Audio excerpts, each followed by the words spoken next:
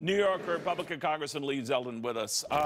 Congressman, are you surprised by the outcry the president's getting on this? I'm not surprised by anything anymore, quite honestly, Neil.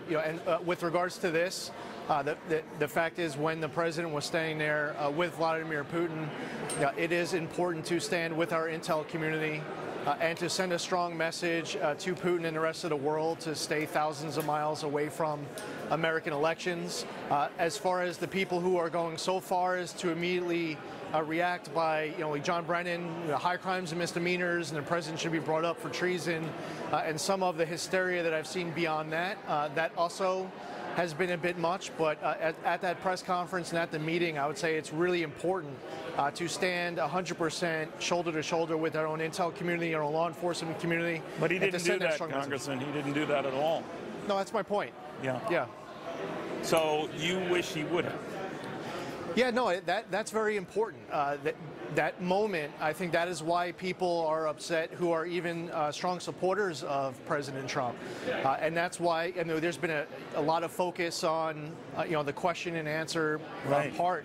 What is unfortunate is that there were a whole lot of other topics that were brought up at the meeting, that were also brought up at the press conference, that we're not talking about, that this has overshadowed. But for there to be a dialogue as it relates to Syria, North Korea, nuclear proliferation, the New START treaty scheduled to expire, the counter-terror mission, all of that, there needs to be a dialogue with this other nation, which we happen to have the two largest nuclear arsenals, as you know, in the entire world by far.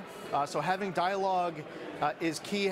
Pursuing progress is key. And unfortunately, all of that has been overshadowed with the important point that we must send a stronger message to Vladimir Putin and the rest of the world not to ever mess around with American elections. All right, but if he were to make such a comment now, and he's going to be, thousands of miles from Vladimir Putin when he does, isn't Vladimir Putin going to scratch his head and say, well, where was this tough guy yesterday? No, I don't think that the president needs to be contradicting himself.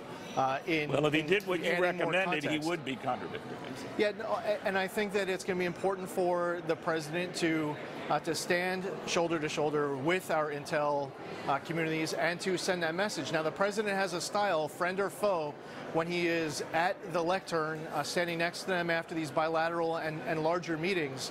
He doesn't spend that time punching the person next to him in the face. That's just his style.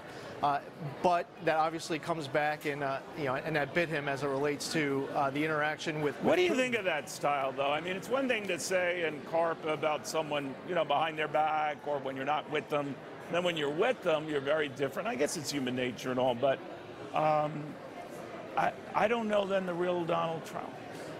Well, I also don't know what was said between the two behind closed doors. Fair enough. I mean, I can't. I wish I'd be able to tell you whether or not behind closed doors he was softer than what we saw at the press conference. I wish I would know. Would be able to know whether he was tougher behind closed doors.